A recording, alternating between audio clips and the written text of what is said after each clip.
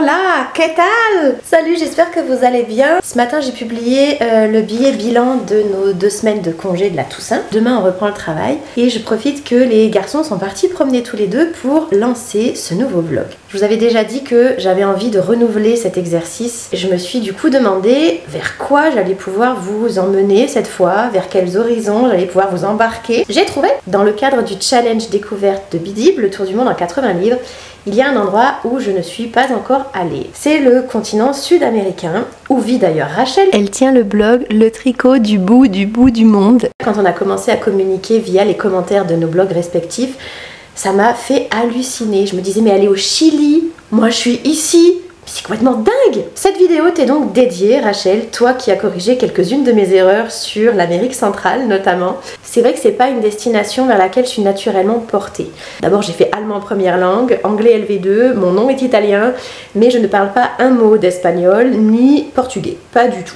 Ensuite, mes connaissances sont assez limitées sur cet endroit du monde. Tout ce qui concerne les Incas, les Mayas, les Aztèques est quelque chose qui m'intéresse assez peu, mais ça peut changer. Pour ce qui est du Mexique, ça va à peu près. J'ai quelques références. Elles sont pas toutes de grande qualité, mais elles sont là. Plus sérieusement, j'ai gardé un souvenir très fort d'un film extrêmement dur, Les Oubliés de Juarez, avec Jennifer Lopez et Antonio Banderas. Mais on va descendre plus bas. En ce qui concerne l'Amérique centrale, j'ai quelques connaissances de base. Isla Nublar, Isla Sorna, le Costa Rica grâce à Jurassic Park, bien sûr. Mais on va encore descendre plus bas. Pour le Chili, je connais Isabel Allende, puisque j'ai vu le très beau film des années 90, La Maison aux Esprits, et j'ai lu le roman historique Fille du Destin, qui m'avait beaucoup plu. Côté musique, bon bah Shakira pour la Colombie. Et puis c'est tout.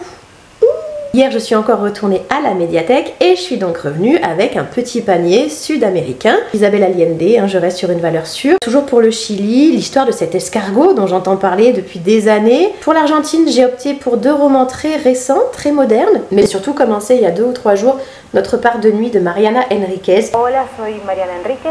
Soy escritora, soy periodista. Je vous avais déjà présenté mon petit pavé. Je me suis enfin lancée. Allez, tu retiens ton souffle et t'y vas. Mais en fait, ça se lit très vite. J'ai lu déjà un peu plus de 100 pages sur 780 et des brouettes, je crois. C'est très agréable à lire, c'est facile. Il y a du mystère, il y a du mystique, il y a du politique. On a un papa qui s'appelle Juan qui a des pouvoirs qu'il maîtrise bien, mais il a aussi de grandes faiblesses. Et il est seul avec son fils, Gaspard, qui lui aussi commence à 6 ans à voir des choses, à voir des apparitions, à voir les morts. Et son père est en train de lui apprendre à gérer ce don-là. Est-ce vraiment un don? Les personnages qu'il rencontre sur leur chemin me plaisent beaucoup.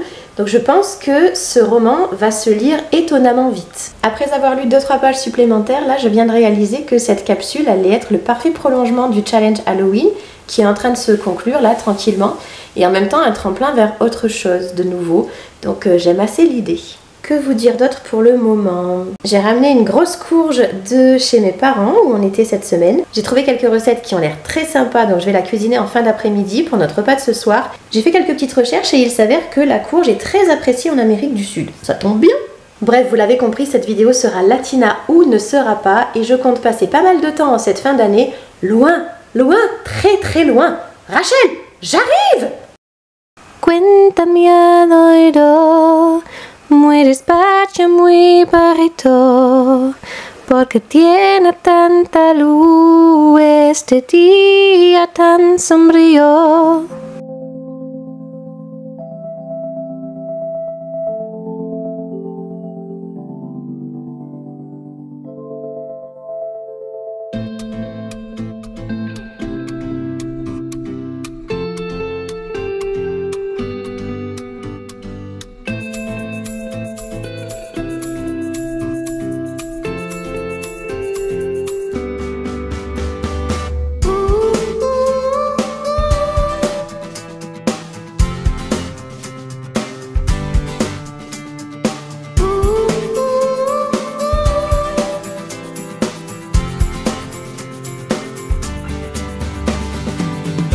Don't cry for me, Argentina. Hola a todos. Hablemos de literatura. Et désolée pour mes cernes, mais hier soir on a reçu des amis à la maison, on a passé une super soirée, mais je suis un petit peu fatiguée ce matin. Alors il y a une semaine pile, dimanche dernier, j'étais à peu près 100 pages de Notre part de nuit. Je l'ai terminé juste ce matin. Je l'ai donc lu en 8-10 jours, mais c'est pas énorme compte tenu de la bête. Et je voulais vous en redire 2 mots parce que je pense que ça restera une lecture marquante.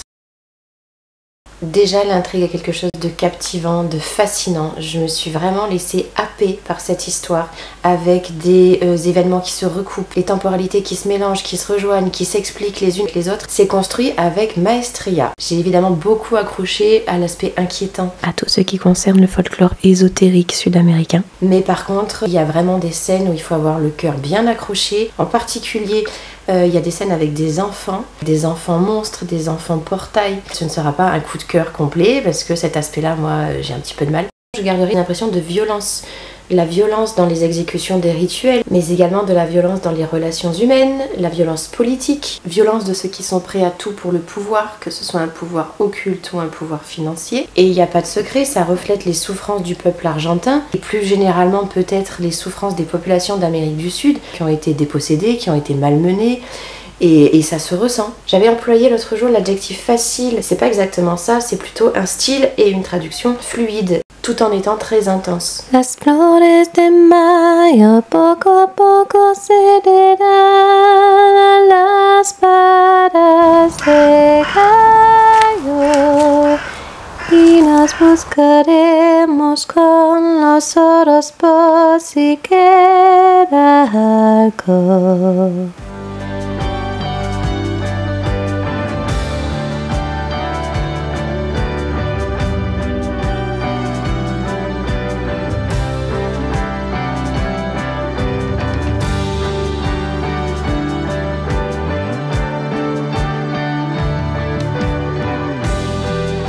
Buenas tardes. Salut du lundi soir. Je voulais juste vous dire que hier soir j'ai renoncé à commencer l'un de mes 2 autres romans argentins parce que, comment vous dire, j'ai eu ma dose de noirceur pendant presque 800 pages là et enchaîné avec une autre histoire d'assassinat, de disparition, d'enquêtes effroyables, non.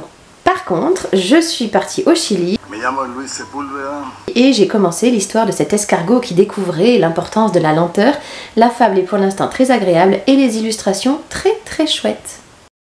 Hola, juste 2 secondes dans ce mardi soir pour vous dire qu'hier j'ai donc terminé comme prévu l'escargot. Bon, c'est un récit sympathique avec des messages écologiques, idéologiques, la quête de soi, l'acceptation de la différence, l'éloge de la lenteur, mais j'ai pas trouvé ça ébouriffant. Là je fais une toute petite pause dans mes lectures sud-américaines, je pars vers une montagne imaginaire avec les confins, un roman français, mais je reviens à mon fil directeur d'ici très peu de temps, donc à plus!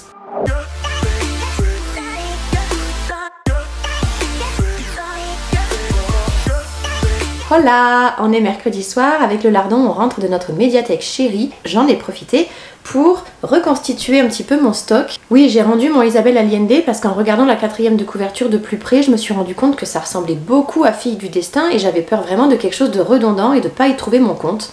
Donc, je vais changer de destination. Demain soir au plus tard, je m'envolerai vers le Brésil. J'irai donc au Brésil avec...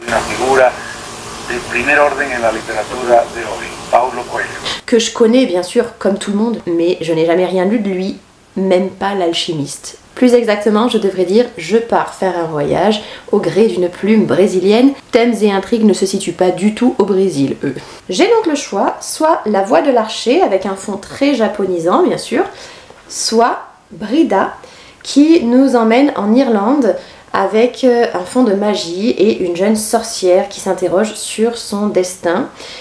Bon, dans la continuité du fantastique de notre part de nuit, je pense que je commencerai par Brida. Il n'y a même pas à se poser de questions.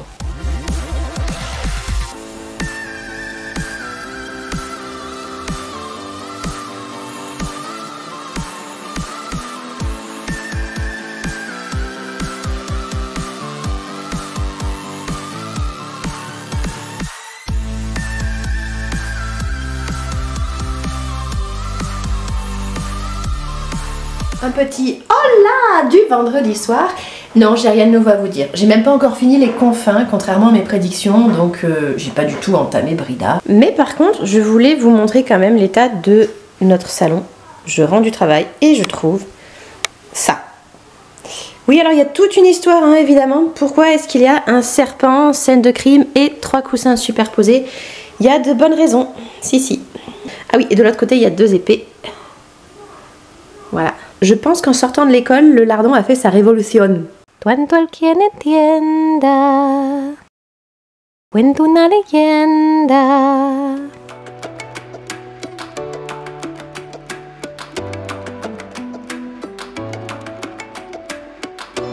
Et on est samedi soir, on est rentré d'un anniversaire cet après-midi qui s'est super bien passé. Avant de partir, le lardon s'est un petit peu reposé et nous aussi, j'en ai profité pour enfin entamer Brida. Et vu qu'on est dimanche et que j'ai un petit peu continué hier soir et ce matin, j'en suis à peu près 70 pages et je peux vous en dire plus. Il y a dans le style, ou en tout cas dans la traduction, quelque chose qui me gêne un peu. J'ai l'impression que ça reste très en surface, comme une certaine froideur dans l'écriture. Je sais pas comment vous expliquer mieux. Le propos me plaît, hein, mais je rentre pas vraiment dans l'histoire et je ne m'attache pas non plus à l'héroïne pour l'instant. C'est aussi un petit peu déconcertant parce que le monde magique côtoie le scientifique et en même temps il y a une certaine logique pour quelqu'un qui a écrit L'Alchimiste. Quel drôle de roman initiatique!